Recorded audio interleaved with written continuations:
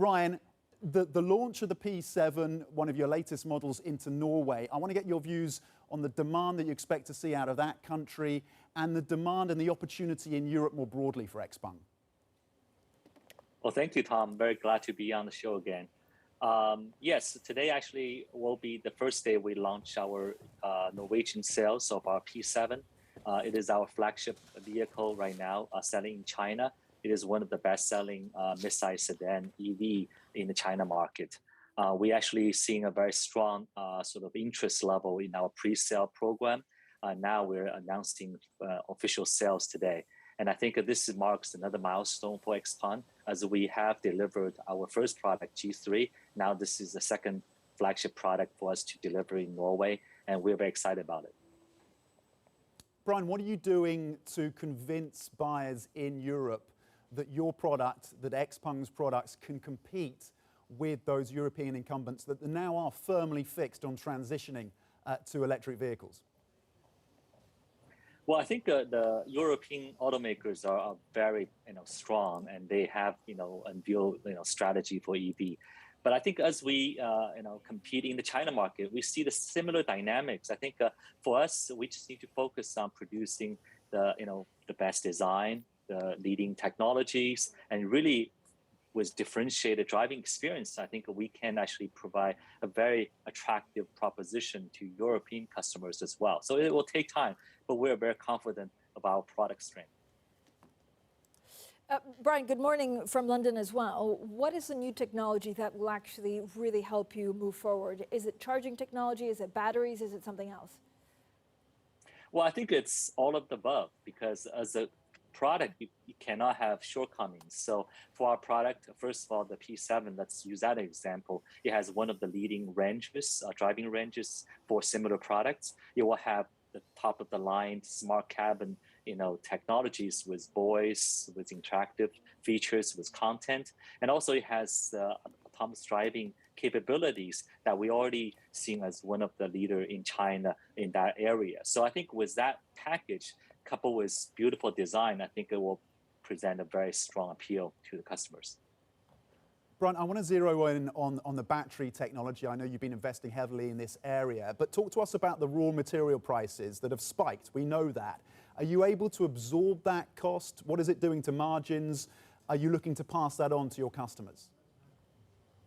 Well, I think the material price increases have led to a number of changes in the industry. First of all, it also forces, I think, players to look into cheaper designs of batteries. That's why the LFP batteries now become more and more popular in China, and I think also probably globally, because it's cheaper than the lithium batteries. But also as the scale of the industry increases, I think there's also savings that you can actually expect. So I think there's offsetting factors that really play into the dynamic. For automaker ourselves, we will focus on not just the leading technology, but the right balance of cost and the capabilities. And I think so far we have been absorbing the price increases of the batteries ourselves, and I think we have a strategy to put that in the containment. Brian, how far away actually are we from flying a flying taxi? I'm asking for a friend. Tom knows that I would love to avoid London traffic, but I guess regulation is a massive concern. I mean, that's probably your biggest hurdle. What kind of timeline are we talking about? Well, I think there's a couple factors. First of all, the product that we want to present to the market is actually a combination of vehicle that can fly. But initially, I think it will be in a position more as a vehicle, but with sort of flying capabilities, because I think as you pointed out, it will take a while for regulatory landscape to open up more airspace for flying. But we're already seeing that in China. Some of the areas are now actually permitting low altitude flying and testing. And I think that area will expand.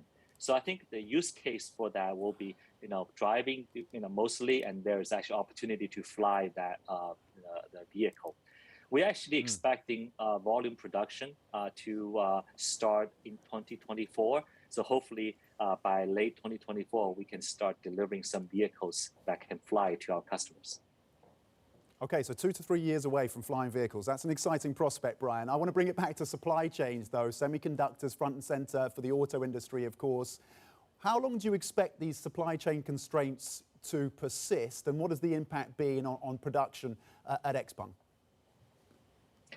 Well, first of all, I think supply chain constraint has been a factor throughout the year. I think we are we have been dealing with it, and I think it also impact the whole industry.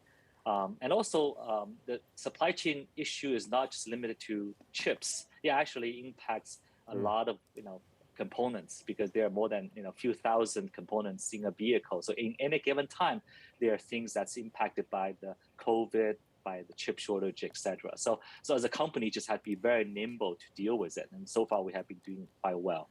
We think that this supply chain constraint will probably last until mid next year, at least where we can see today. And it will, but also between now and mid next year, I think will probably be some gradual sort of alleviation of that issue. But I think we need to be, as a company and as industry, be prepared to deal with this in the next 6 to 12 months. Okay, we've talked about the push into Europe, Brian, and we tackled the supply chains. What about China? What is the demand looking like? There's concern that the economy is starting to stall in terms of the recovery in China. Are you seeing that reflected at all in terms of demand for your vehicles? Not at all, actually. I think the demand for EV is very, very strong. I mean, if you look at the latest monthly auto sales in China, EV penetration is in the high teens, which is significantly higher than anybody has expected in the beginning of the year.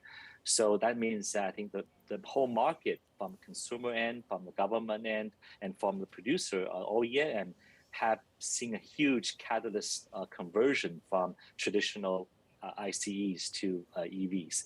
And I think that momentum will carry through. I think that there is a strong incentive for China to really pursue this new energy agenda because environmental, industrial factors. So I think we're very confident that the growth will continue for the foreseeable future. Okay, Xpeng Vice Chairman and President Brian Gu, thank you very much indeed on that continued demand in the Chinese market for Xpeng and its products, the opportunities in Europe, and of course prospects of a flying car as soon as 2024.